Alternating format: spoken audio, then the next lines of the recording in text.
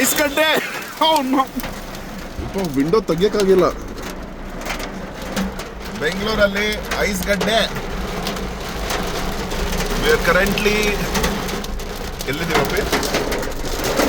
ನಾವು ರಾಜ್ಕುಮಾರ್ ರೋಡ್ ಸಮಾಧಿ, ಡಾಕ್ಟರ್ ರಾಜ್ಕುಮಾರ್ ಸಮಾಧಿ ರೋಡಲ್ಲಿ ಇದ್ದೀವಿ. ಕಂಠೀರವ ಸ್ಟುಡಿಯೋ ಬೆಂಗಳೂರಲ್ಲಿ ಐಸ್ ಗಡ್ಡೆ ತುಂಬಾ ಜೋರಿದೆ.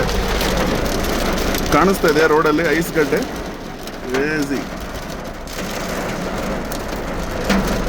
ಇದು ನಮ್ಮ ಬೆಂಗಳೂರು, ಇದು ನಮ್ಮ ಊರು.